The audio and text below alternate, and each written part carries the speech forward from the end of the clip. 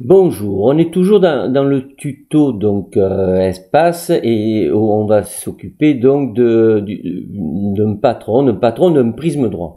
Donc nous allons le réaliser à l'aide de GeoGebra.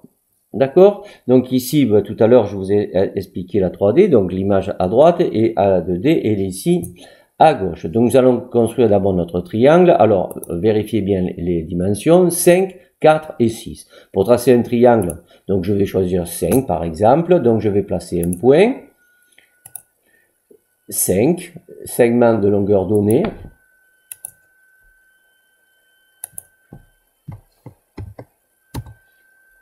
ensuite, alors je vérifie, je crois que c'était 4 et 6, on va quand même vérifier, 5, 4 et 6, et la hauteur ce sera 7. Donc voilà, tac, alors 5 maintenant, cercle, centre, rayon, 4,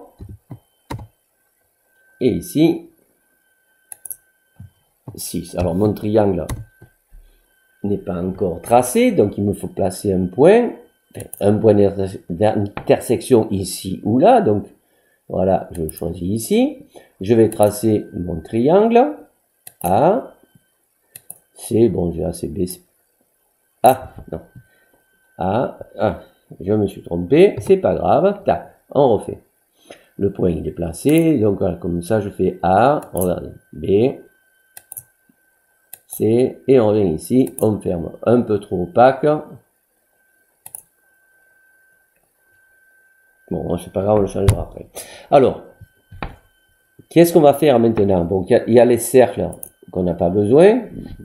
Alors, on a les besoins pour tracer. Maintenant, pour le visuel, ils vont plutôt nous embêter. Donc, tac, je vous tac, afficher l'objet. Non. Vous voyez ce que je vous disais tout à l'heure, c'est que si vous voulez bien centrer et bien voir, je vous conseille de placer ici votre grille, hein, pas la grille, plutôt le repère, et de bien placer donc voilà, donc comme ça, vous voyez, vous l'avez bien sur autour des axes là, d'accord? Et comme ça, vous visualisez bien votre base. Et maintenant, il faut que l'on trace la hauteur. On a dit 7. Alors, pour cela, c'est facile. Hein. Vous allez tracer ici. Alors, dans la 3D, tac. Et ici, c'est prisme. Donc, la pyramide, extrusion, prisme. Vous cliquez sur la base et la hauteur, 7. Ok, puisqu'on y est. Donc, hop, petit coup de molette pour réduire un petit peu pour y voir. Et vous pouvez visualiser dans d'autres positions. Ok, voilà, on va rester par exemple par ici. Et maintenant, si vous voulez visualiser un patron de ce prisme, tac, où il est, il est là, tac, patron. Vous cliquez sur votre solide et le patron, un patron se forme ici, tac, et voilà, tac. Notez bien que sur la base ici, évidemment, il y a un triangle. Bon, voilà. Alors, il me reste un petit peu de temps. Regardez, je vais vous montrer quelque chose de très sympathique. C'est que, pas GeoGebra, mais votre application OpenOffice permet, si vous m'avez bien écouté au début d'année et téléchargé l'application 3D, alors c'est pas 3D, pardon, c'est 2D. L'application 2D va vous permettre, regardez ici, vous avez, alors peut-être ça s'affiche là sur votre, ça dépend comme